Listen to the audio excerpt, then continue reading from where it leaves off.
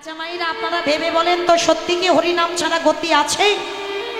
গতি যদি থাকতো, যে যত ধনী হোক না কেন, যার যত অট্টালিকা থাকুক না কেন, যার যত অর্থ থাকুক না কেন, শেষের দিনে কিন্তু তোমার আপন কেউ হবে না, শেষের দিনে তোমার সঙ্গী কেউ হবে না। যাদের জন্য তুমি কৃষ্ণ ভজন ভুলে যাচ্ছ, যাদের জন্য তুমি কৃষ্ণ নাম ভুলে যাচ্ছ, এরা তোমার কেউ আপন নয়। একটা কথা মনে রাখবি মা, এই জগৎ সংসারে আমরা যে বারে বারে বলি না, ছেলে আমার, মেয়ে আমার, জায়গা আমার, জমি আমার, বৈভব আমার, যত আমার আমার করি না কেন, বাঁশি যদি বেজে যায় পড়ে থাকবে সরকারি খাবার।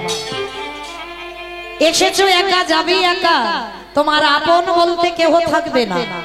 তবে বাবা, থাকবে না বলা ভুল, শেষের দিনে তোমার আপন একজন হবে। কে বলেন তো মা? শেষের দিনে তোমার, আমাদের সবার আপন একজন। দেখবেন মা, আপনাদের এই এলাকায় নিয়ম আছে কিনা জানি না, মানুষ মরে গেলে কিছু সঙ্গে দাও বা না দাও, একটা জিনিস তোমার সঙ্গে দিতে হবে, এই খোল আর করতা। কি বাবা ঠাকুর, ভাড়া করলেও খোল আর করতালটা ভাড়া করতে হবে না? আর পিছনে যাবে কি? বলো হরি, বলো হরি হরি বল। এই যে হরি বলে ধ্বনিটা বলতে বলতে যায় না, তাহলে শেষের দিনে তোমার আপন কেউ হলো না, একজনই তোমার আপন হবে। কে? এই হরি নামে যাবে আমাদের দেহ, যেদিন ভব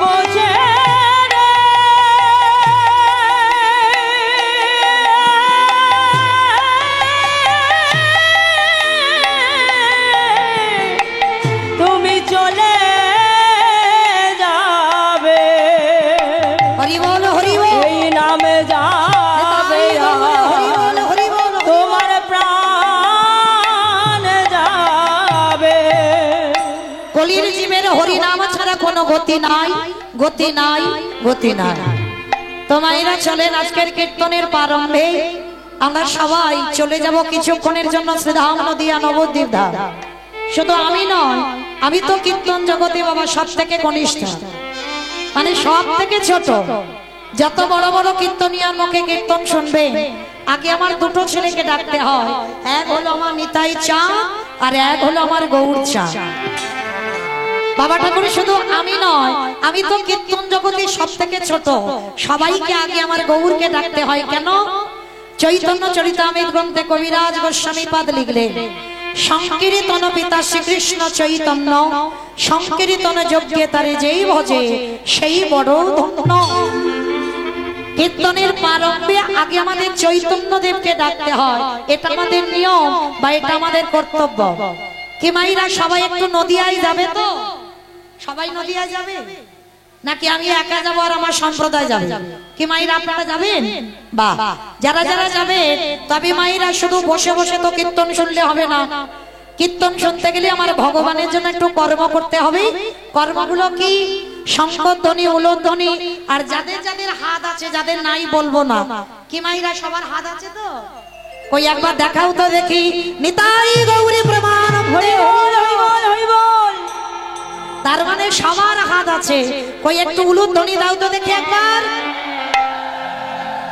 আজ নদিয়া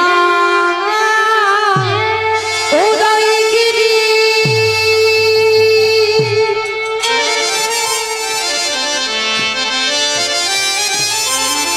ওই না পূর্ণ চন্দ্র গৌর হরি,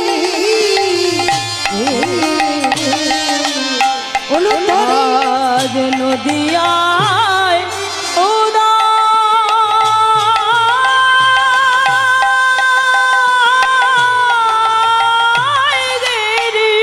আস্তে ও মাইরা, এই দিকের মাইদের কি হয়েছে গো?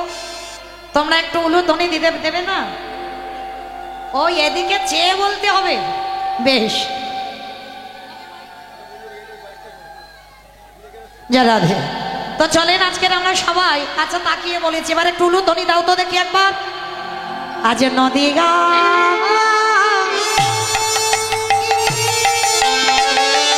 আমার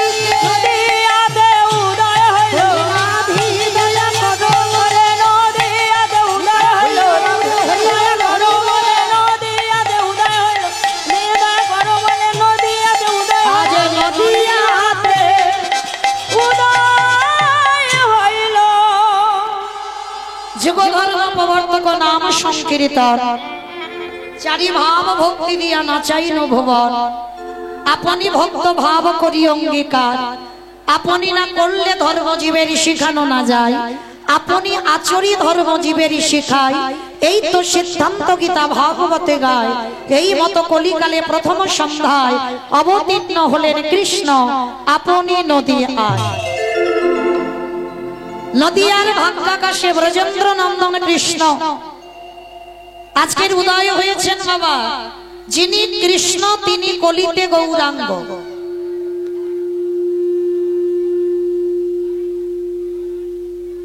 এই জায়গাটা একটু মন প্রাণ দিয়ে আস্বাদন করবেন বাবা যিনি কৃষ্ণ তিনি গৌরাঙ্গ সত্যতে নারায়ণ ত্রেতাতে রামচন্দ্র দাপরে হলো কৃষ্ণ আর কলিতে হলেন শ্রীকৃষ্ণ চৈতন্য আচ্ছা বাবা ঠাকুর একবারের জন্য ভেবে দেখেছে একটা 24 বছরের ছেলে 60 বছরের মায়ের পা ধরে বলল কৃষ্ণ বল এটা মেনে নেওয়া যায় 24 বছরের ছেলে 80 বছরের বাবার পায়ে ধরে বলল কৃষ্ণ বলো এটাও মেনে নেওয়া যায় আর সেই 24 বছরের ছেলে কিনা বিশ্বের স্রষ্টা মালিক ভগবান তিনি বাবা ধুলাই গড়াগড়ি দিয়ে বলবে কেন কৃষ্ণ বলো ভগবান হয়ে ধুলাটা মাখবে কেন ভগবান কিন্তু এমনি এমনি ধুলা মাখেনি বাবা কেন ধুলা মেখেছে নিজে আচরি ধর্ম জীবেরই শিখায় নিজে না করলে ধর্ম জীবকে শিখানো না যায় কি বাবা ঠাকুর যদি আমি কৃষ্ণ বলে না কাঁদি এ জগতের জীব এরা কাঁদবে কি করে আমি ভগবান হয়ে আমি যদি সাধুগুরু বৈষ্ণবদের ভক্তি না করি এরা কলির জীব করবে কি করে আমি ভগবান হয়ে আমি যদি আমার বাবা মাকে সম্মান না করি তাহলে কলির জীব এরা করবে কি করে তাহলে নিজে আচরণ করে জগৎকে শেখানো আচ্ছা মায়েরা পৃথিবীতে লাখ লাখ ভক্ত ছিল কোটি কোটি ভক্ত ছিল কারণটাকে কিন্তু কৃষ্ণ নদিয়ায় গৌর হলো না শুধু একজনের ডাকে হয়েছিল কে না শান্তিপুরের মাটিতে বুড়ো অদ্বৈত আচার্য গোসাই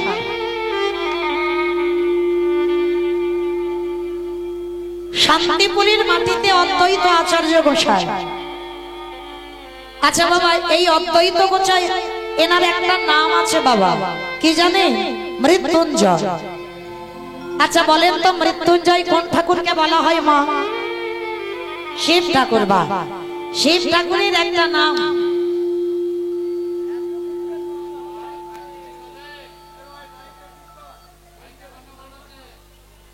যারা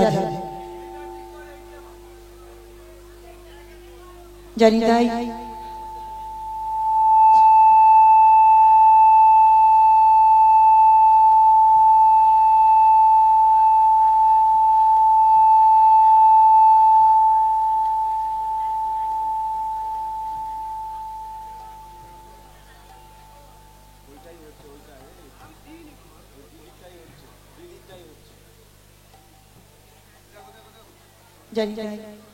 রাধে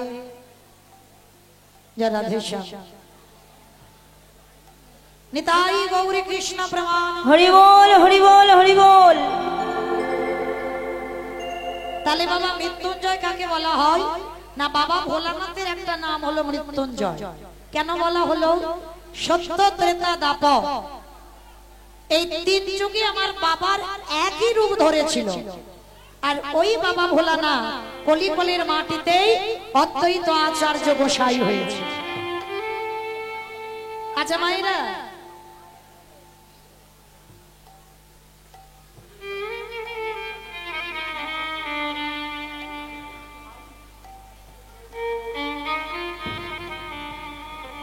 রাধে জানি তাই রাধে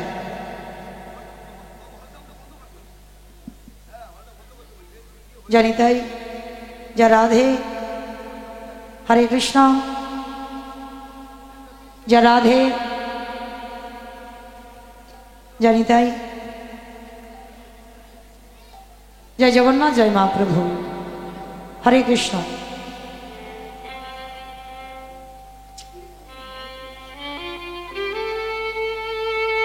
জানি তাই নিতাই গৌর কৃষ্ণ ব্রহ্মানন্দে হরি বল। হরি বল হরি বল। তাহলে বাবা ঠাকুর মৃত্যুঞ্জয় কাকে বলা হয় না, ভোলানাথের একটা নাম হলো মৃত্যুঞ্জয়। কেন মৃত্যুঞ্জয় বলা হলো?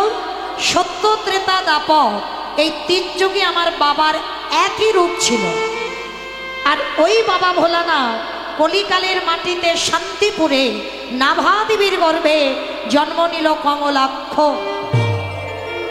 আর ওই কমলাক্ষের বড় হতে নাম হলো বাবা অদ্বৈত আচার্য গোসাই।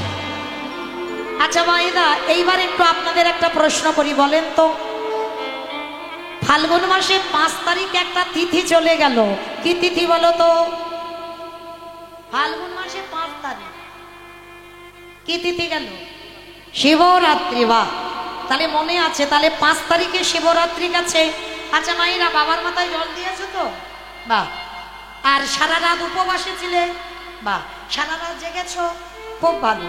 আচ্ছা, একবারের জন্য ভেবে দেখেছেন এই যে কলিকালের মাটিতে এত ঘটা করে রাত জাগলাম, এত ঘটা করে বাবার মাথায় জল দিলাম, সারা রাত জেগে আমরা বসে রইলাম, বাবা কিন্তু কলিযুগে নয়, কলিকালে ওই বাবা ভোলানাথ হলো অদ্বৈত আচার্য গোসাই।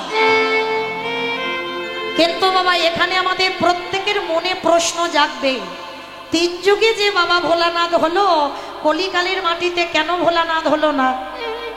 তাহলে বাবা নিশ্চয়ই কোনো অপরাধ ছিল, যেই অপরাধের জন্য আজকে কলিকালের মাটিতে আজকে শিব হয়ে আসতে পারছে না। মনে রাখবে মা, এই যে ঘটা করে মাথায় জল দিয়েছো না, বাবা কলিকালে আসেনি, বাবা তো অদ্বৈত আচার্য হয়ে এসেছে। আর মায়েরা অদ্বৈত আচার্যকে চেনা তো? এই যে পঞ্চতত্ত্ব ছবি দেখতে পাচ্ছ আমার দাদা ভাইরা করেছে, ওই যে বয়স্ক লোকটা দেখেন, চুল গোপ দাড়িগুলো পেকে গেছে, ইনি হলেন পুরো অদ্বৈত আচার্য গোসাই। আর ইনি হচ্ছেন সত্য ত্রেতা দাপরেতেই বাবা ভোলানাথ, আর কলিকালে হলেন অদ্বৈত আচার্য। কেন? আচ্ছা বাবা, তাহলে শিব কেন হয়ে এলো না? এই জায়গাটা আমাদের জানতে হবে, কেন কলিকালে শিব এলো না। এটা জানতে গেলে বাবা সবাইকে একটুখানি যেতে হবে আমাদের মহাভারত। আর মহাভারতে না গেলে আমরা তো খবরটা পাবো না যে কিসের জন্য বাবা আজকের কলিকালে অদ্বৈত হয়ে এলো। তাহলে চলুন আমরা এটাই জানবার জন্য, যেদিন বাবা যুধিষ্ঠির মহারাজ করেছিল রাজস্বই যজ্ঞ, এখানে যারা শাস্ত্রজ্ঞানী, যারা তত্ত্বজ্ঞানী, তারা ভালো করে জানবে, যুধিষ্ঠির মহারাজ করেছিল রাজস্বই যজ্ঞ। আর এই রাজস্বই যজ্ঞে আমার ভগবান কৃষ্ণ সবাইকে দায়িত্ব দিয়েছিল। আর যখন সবাইকে দায়িত্ব দিল না, যুধিষ্ঠির মহারাজ বলেছিল, কৃষ্ণ কৃষ্ণ তুমি তো সবাইকে দায়িত্ব দিয়ে দিচ্ছ, ও কৃষ্ণ তুমি নিজে কোনো দায়িত্ব নেবে না? বলো না, তুমি সবাইকে দায়িত্ব দিচ্ছ আর তুমি নিজে কোনো দায়িত্ব নেবে না। কথাটা শুনে আমার ভগবান একটু মৃদু হেসেছে, হেসে যুধিষ্ঠির দাদাকে বলেছিল, দাদা সবাইকে তো আমি একটা করে কর্ম দিয়েছি, কিন্তু জানো আমি কৃষ্ণ আমার বেলা 2টো দায়িত্ব ফেলে রেখেছি। সে কি? কৃষ্ণ তুই সবাইকে একটা করে কাজ দিয়েছিস আর তুই তোর বেলা 2টো কাজ নিয়েছিস। কি কাজ কৃষ্ণ? বলে, জানো দাদা, এই রাজস্বই যজ্ঞে যত সাধুগুরু ব্রাহ্মণ বৈষ্ণব আসবে, আমি কৃষ্ণ দয়াময় হয়ে সবার প্রথমে আমার কর্ম হবে প্রত্যেকের চরণ যুগল নিজের হাতে ধৌত করা। আমার প্রথম কর্ম হবে তাদের চরণ যুগল ধৌত করা। আর দ্বিতীয় কর্ম কি জানো?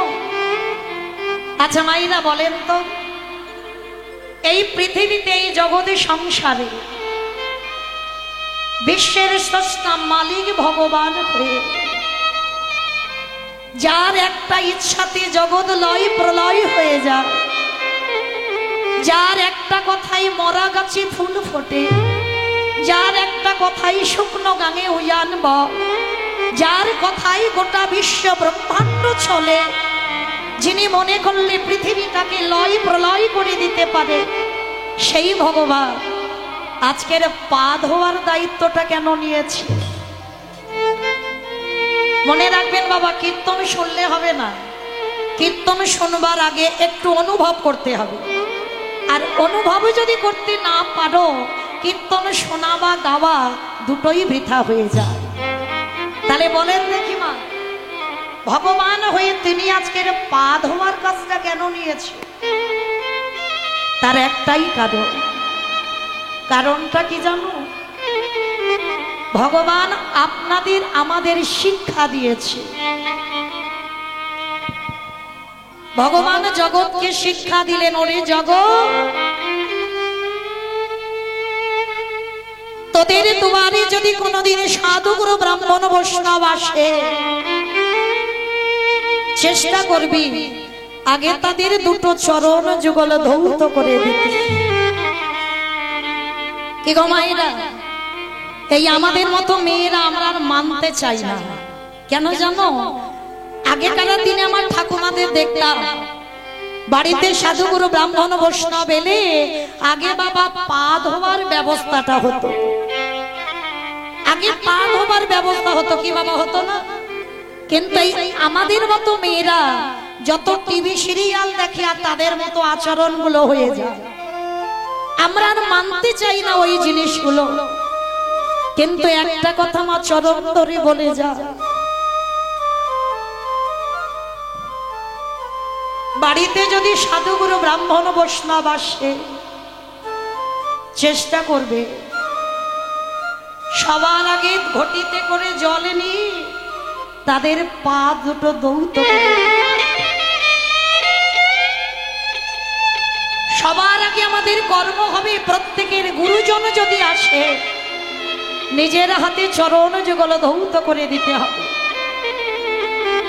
আর সাধুগুরু বৈষ্ণবে যদি নাও পা, চেষ্টা করবেন বাবা কৃপা করে, যে যার ঘরের বাবা মা তো আছে, কে গো মাইরা, যে যার ঘরের বাবা মা নেই, যে যার ঘরের শ্বশুর শাশুড়ি নেই, চেষ্টা করবেন বৎসরে একবার যে যার ঘরের বাবা মা বা শ্বশুর শাশুড়ি দুটো চরণ যুগল অন্তত ধৌত করে দিতে। জানো মাইরা, এই কথাগুলো বললে সবার একটু হাসি পায়, কিন্তু একবারও ভেবে দেখেছে ভগবান কৃষ্ণ ভাগবতে আমার সুদামাকে বলেছিল, সুদামা, এই পৃথিবীতে সব থেকে বড় গুরু যদি হতে হয়, যে যার ঘরের বাবা মা, তারপরে গুরু হলো শিক্ষা গুরু, দীক্ষা গুরু, তারপরে গুরু হলাম আমি ভগবান। এই পৃথিবীতে বাবা যদি কোনো ভক্ত, কোনো ব্যক্তি বাবা মাকে শ্রদ্ধা করে বা শ্বশুর শাশুড়িকে শ্রদ্ধা করে, শুধু এই জন্মে নয়, হাজার তীর্থ ভ্রমণ করলে যা ফল হয় তার থেকে হাজার হাজার গুণ বেশি পূর্ণ সঞ্চয় একবার যদি পিতা মাতার চরণ যুগল ধোয়াতে পারে। কিন্তু বাবা আমরা মানতে চাই না, আর মানতে চাই না বলে আমাদের আজকের এই দশা। কিন্তু ভগবান কৃষ্ণ এই পা ধোয়ার কর্মটা করেছিল। শুধু পা ধোয়াইনি বাবা, আরো একটা কাজ করেছিল। কি কাজ জানো? যারা যারা ওই যজ্ঞে প্রসাদ পেয়েছিল, কৃষ্ণ দয়াময় আড়ালে গিয়ে ওই উচ্ছিষ্ট পাতাগুলো নিয়ে কৃষ্ণ আমার নর্দমায় ফেলেছিল। আর যখনই নর্দমায় ফেলছে, শুধু ফেলছে নয় বাবা, আড়ালে গিয়ে কৃষ্ণ দয়াময় ওই ভক্তের উচ্ছিষ্ট গুলো নিয়ে ভালো করে গায়ে মাখছে।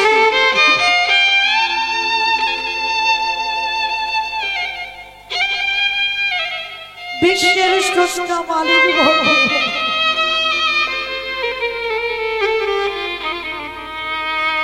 ভক্তদের চরণ যুগল ধোয়ালো, শুধু চরণ যুগল ধোয়ালো নয়, তাদের এঁঠো পাতাগুলো পরিষ্কার করলো। সে যে ভক্তের ভগবান, তাই বলো, হরি বল, হরি বল। ভক্ত ছাড়া,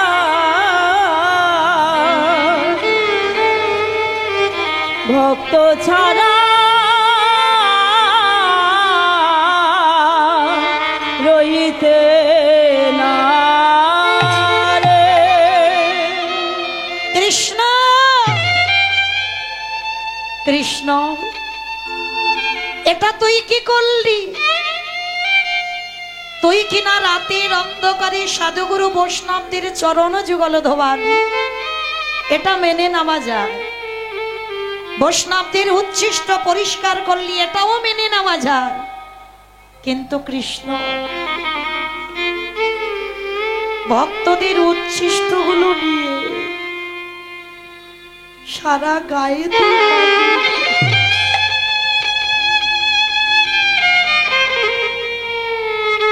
তুই তো ভগবান, আর ভগবান হয়ে ওদের এঁঠোগুলো তুই গায়ে মাখছিস কেন? কথাটা শুনে আমার ভগবান বলেছিল, জানো দাদা, এ তো আমার কর্মফল। কারণ আমার মতো পাপী তো ত্রিভুবনে আর কেউ নেই। কি বাবা, ভগবান নিজেকে নিজে পাপী বলছে কেন?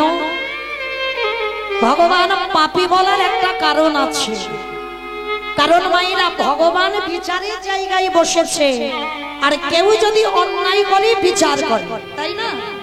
কিন্তু বলেন তো বাবা, যে বিচারের জায়গায় বসে সে যদি অন্যায় করে, কি বাবা, যে বিচার করে সে যদি অন্যায় করে ফেলে, তাহলে তার বিচার করবে কে? ভগবান বললেন, আমার বিচার কাউকে করতে লাগে না, আমার বিচার আমি নিজে নিজেই করে দিই। কৃষ্ণ, তুই কি এমন পাপ করেছিলিস যার জন্য আজকের ওই ভক্তদের চরণ ধোয়াচ্ছিস, ভক্তদের এঁঠো পরিষ্কার করছিস, ভক্তদের এঁঠোগুলো গায়ে মাখছিস? কি পাপ করেছিস? বলে, জানো দাদা, যে পাপটা করেছিলাম সে পাপটা তো দাপর যুগে করিনি, করেছিলাম ত্রেতা যুগে রাম অবতারে। বাবা ঠাকুর রাম অবতারে পাপ করেছিল। কি পাপ? ভগবান একটা মুনিপুত্রকে হত্যা করেছিল রামচন্দ্র হয়ে। সে মুনিপুত্রটা কে জানো? বিশ্বের সবার মুনির ছেলে, যার নাম হলো রাবণ রাজা। বাবা ঠাকুর এই জায়গাটা একটু মন প্রাণ দিয়ে আস্বাদন করবে। রামচন্দ্র রাবণকে হত্যা করেছিল। আচ্ছা বাবা বলেন তো, রাবণের মতো ব্যক্তি যে দুরাচার, পাপাচার, পাপিষ্ঠ, যে কিনা ভগবানের বউ চুরি করে, তার মতো ব্যক্তিকে মেরে জীবনে পাপ হয়? কি বাবা, যে ভগবানের বউ চুরি করে তাকে মেরে জীবনে পাপ হয়? বলে হয়। এই পৃথিবীতে বাবা সবাই জানে রাবণ খারাপ লোক। রাবণের ভক্তি ছিল না, রাবণ আমার রামকে ভালোবাসতো না, এটা ভুল কথা।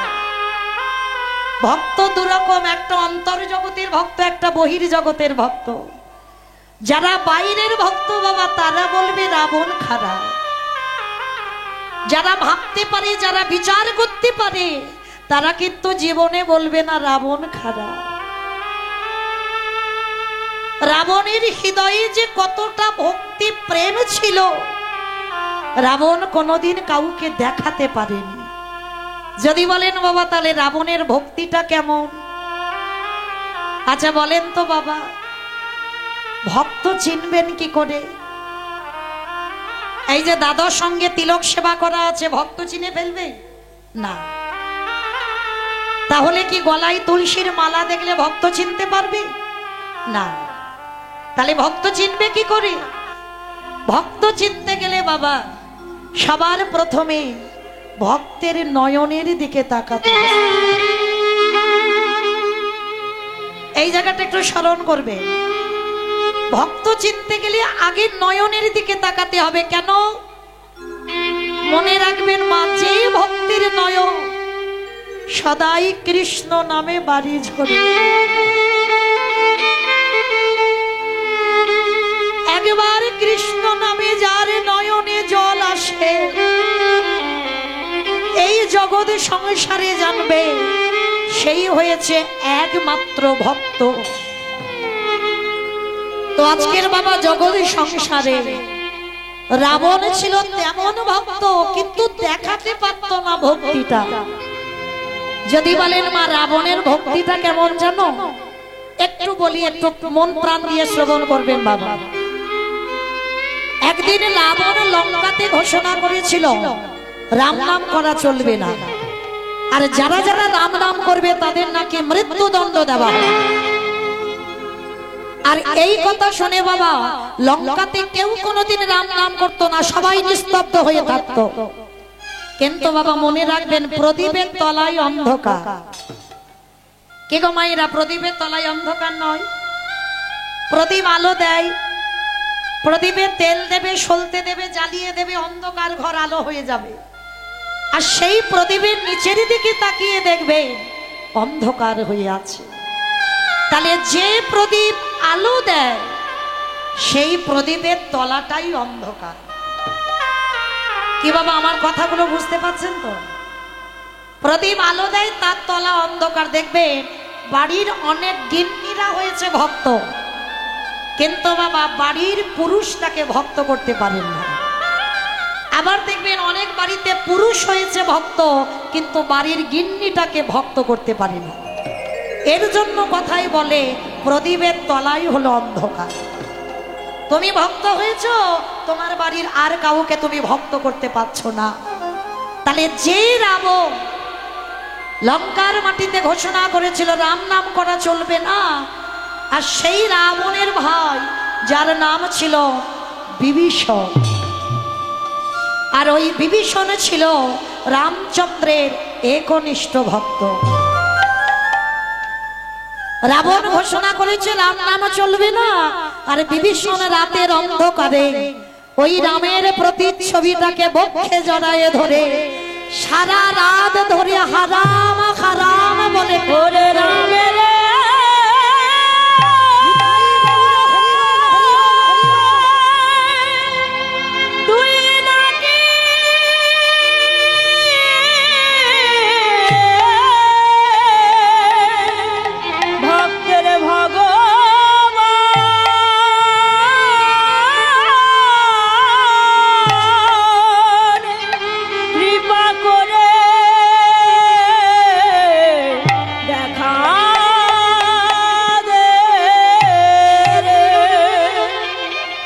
রাতের অন্ধকারে যখনই ওই বিভীষণ রামচন্দ্রের ছবিটা ধরে কাঁদছে, হঠাৎ রাবণের কানে খবর গেল বাবা তারই ভাই রাম রাম বলে কাঁদছে। রাতের অন্ধকারে কাউকে কিছু না বলে রাবণ ছুটতে ছুটতে সেই একেবারে বিভীষণের বক্ষে পদাঘাত করে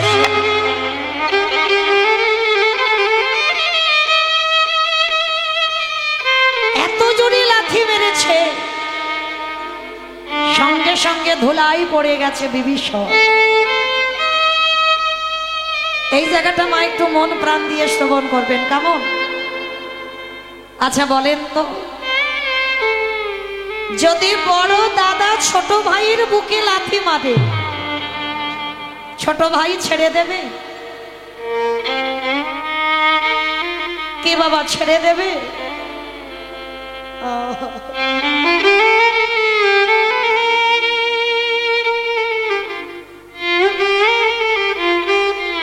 পার্থিব জগতে ভাই ভাই লাঠালাঠি হোক,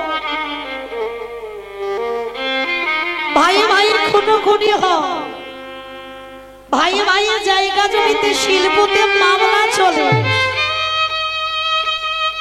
এক ভাই আর এক ভাইয়ের মুখও দেখতে চায় না, পাঁচিল তুলে দেওয়া হয়, এক ভাই যদি মরে যায় আর এক ভাইয়ের হৃদয়ে কোনো কষ্ট হয় না।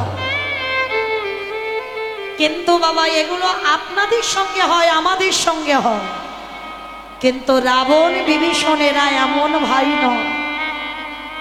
বড় দাদা যখন ছোট ভাইয়ের বুকে লাথি মেরে ফেলে দিয়েছে না, ছোট ভাই হামাগুড়ি দিয়ে উঠে বলছে, দাদা কেমন ভাই ভাই দেখো, বড় দাদা মেরেছে বাবা, আমাদের নিয়মটা কি, উল্টে মারবো।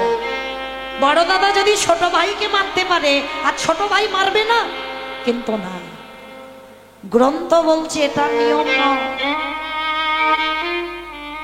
বড় দাদা তোমায় 1000 মারতে পারে, বড় দাদা মানে পিতার সমান, তা বলে এই নয়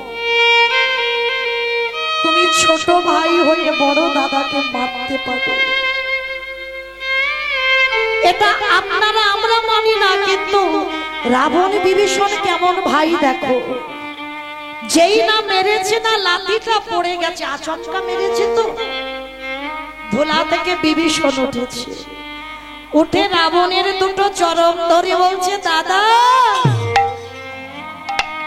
এই যে আমার কঠিন বুকে তুমি লাঠিটা দিলে, তোমার দুটো পায়ে ব্যথা করে দাদা।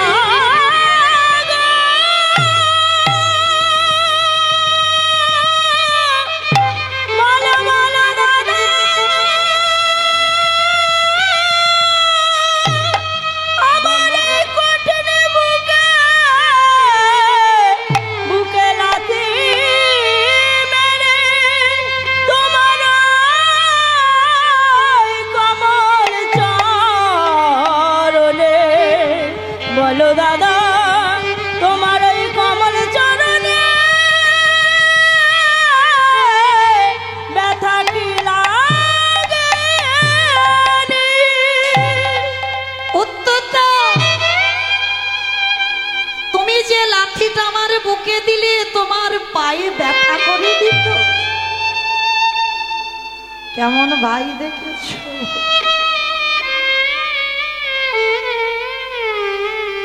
সেই দিন রাবণ বলেছিল, দূর হয়ে যা, তুই হলি আমার ঘর শত্রু বিভীষণ, আমার খাবি, আমার পড়বি, আর আমার শত্রুর নাম ধরবি, আজই তুই আমার বাড়ি থেকে বেরিয়ে যাবি। একটা লাথি খেয়ে বাবা বিভীষণ চলে গিয়েছিল রামচন্দ্রের চরণে। এই জায়গাটা মায়ের একটু মন প্রাণ দেবেন, কেমন? আচ্ছা বলেন তো বাবা, রাবণ ভাইকে লাথি মেরে কষ্ট পায়,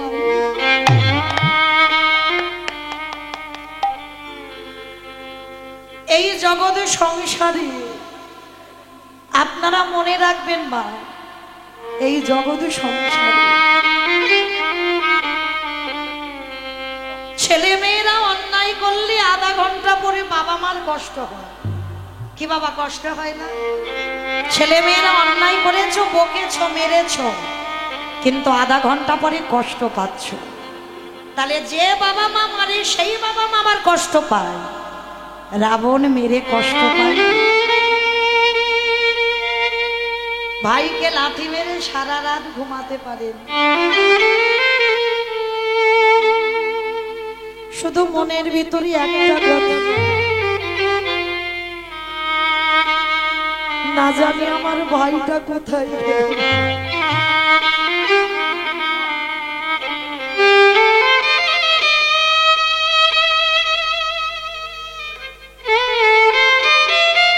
সকাল হবার আগে বিভীষণ কোথায় যে গেল এটা তো রাবণ জানতো। সকাল হবার আগে রামচন্দ্রের কাছে গিয়ে ডাকছে, ভাই রে। যেই না ভাই বলে ডেকেছে, লক্ষণ বেরিয়ে এসেছে, লজ্জা করে না? কালকের ভাইয়ের বুকে লাথি মেরে তাড়িয়ে দিয়েছো, আর আজকে তার পা ধরে ক্ষমা চাই দিয়েছো। রাবণ শুনে বলছে, লক্ষ্য, কালকের লাথি মেরে আজকের আমি ক্ষমা চাইতে আসিনি রে, তাহলে কেন এসেছি? ওরে, ও যে কালকের আমার পায়ের লাথিটা খেলো, লাথিটা খেয়ে ঠিক ঠিক জায়গায় এলো কিনা আমার দেখতে হবে না। কত বড় ভক্ত দেখেছেন বাবা, একটু ভাবেন। যে রাবণকে বলি আমরা খারাপ, মনে মনে বলছে আমাকে দেখতে হবে না, ও আমার লাথিটা খেয়ে কোথায় এলো। রাম বলছে, রাবণ, তুমি কিসের জন্য তোমার ভাইকে এইরকম লাথিটা মেরেছো? কথাটা শুনে বাবা, রাবণ কটা কথা বলেছিল, আর সেই কথাটা জগৎ শিক্ষা। কি শিক্ষা দিয়েছে বাবা, এই জায়গাটা একটু ভাববে। ওরে কলির জ্ঞানন্ধজি, তোদের ওই একদিন লাঠি ঝাঁটা খেতে হবে। কি মাইরা, লাঠি ঝাঁটা খেতে হবে না? আজ আমাদের চরণ চলতে পারছে, বদন বলতে পারছো, চোখে দেখতে পাচ্ছ, কানে শুনতে পাচ্ছ, দোহাতে ভরে রোজগার করতে পারছো, চাকরির পেনশনের টাকা তুলে দিতে পারো, তুমি নয়নে দেখতে পাও, তুমি বদনে কথা বলতে পারো, কানে তুমি শুনতে পাও, তোমার 10টা ইন্দ্রিয় চলছে, কিন্তু যেদিন তোমার চরণ দুখানায় আর চলবে না, যেদিন হাত দুখানা রোজগার করতে পারবে না, যেদিন আর চোখে দেখতে পাবে না, যেদিন তুমি কানে শুনতে পাবে না, বদনে আর কিছু দেখতে পাবে না, যেদিন তোমার 10টা ইন্দ্রিয় শীতল হয়ে যাবে, সেদিন এই সংসার তোমায় কি করিবে জানো? যেদিন তুমি বিছানা পায়খানা প্রস্রাব করবে, যেদিন তোমার হাত পা কিছু চলবে না, সেদিন দোতলা থেকে নিচের তলায় নামাবে, যেদিন তুমি পায়খানা করবে, এই সংসার তোমায় একদিন ভালোবাসবে, দুদিন ভালোবাসবে, 1 সপ্তাহ ভালোবাসবে, 15 দিন ভালোবাসবে, তারপরে লাথি ঝাঁটা দেবে। রাবণ বলল, কলির জ্ঞানন্ধজি, শিশুকালে কৃষ্ণ ভজে কৃষ্ণ পাবার আসে, যৌবনকালে কৃষ্ণ ভজি আসে বানায় আসে, বৃদ্ধ কালে কৃষ্ণ ভজি জমের তরাসে। সময়ে থাকতে থাকতে যে জন কৃষ্ণ চরণ ধরে, তাকে তো আরে কোনোদিন লাথি ঝাঁটা খেতে হয়